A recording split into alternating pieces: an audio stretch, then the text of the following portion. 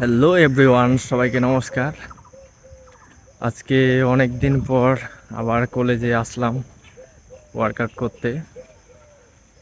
গত কয়েকদিন একটু ব্যস্ত ছিলাম, আর সাথে হালকা সর্দি জ্বরও ছিল, তাই রেগুলার মাঠে আসা হচ্ছিল না। তবে একটা জিনিস আমি কমপ্লিটলি স্টপ করিনি। যেদিন একটু সময় পেয়েছি, ম্যাচের মধ্যেই কিছু এক্সারসাইজ করার চেষ্টা করেছি, কারণ আমি বুঝেছি কনসিস্টেন্সি মানে সব সময় পারফেক্ট এনভায়রনমেন্ট পাওয়া না। কনসিস্টেন্সি মানে সিচুয়েশন যেমনই হোক নিজেকে পুরোপুরি থামিয়ে না দেওয়া।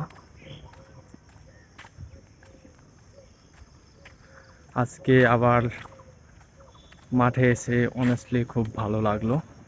এই জায়গাটার একটা আলাদা ভাইব আছে, খোলা এনভায়রনমেন্ট, সকালবেলা ফিল, সব কিছু আবার ফ্রেশ লাগতেছে।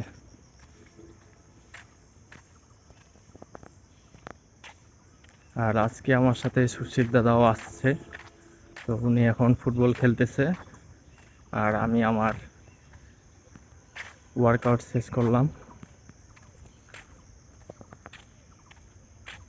একটা জিনিস আমি নোটিস করেছি, যখন পাশে অ্যাক্টিভ মানুষ থাকে তখন নিজেরও কাজ করার এনার্জি বেড়ে যায়।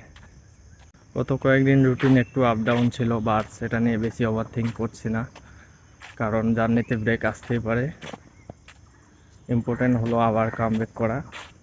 আর অনেস্টলি আজকে ওয়ার্কআউট শেষ করে মনে হচ্ছে আমি আবার ট্র্যাকে ফিরে আসতেছি।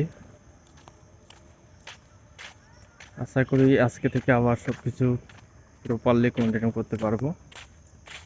তো আজকের ওয়ার্কআউট কমপ্লিট। আপনারা যদি কোনো কারণে রুটিন থেকে একটু দূরে চলে যান, নিজেকে গিল্টি ফিল করাবেন না,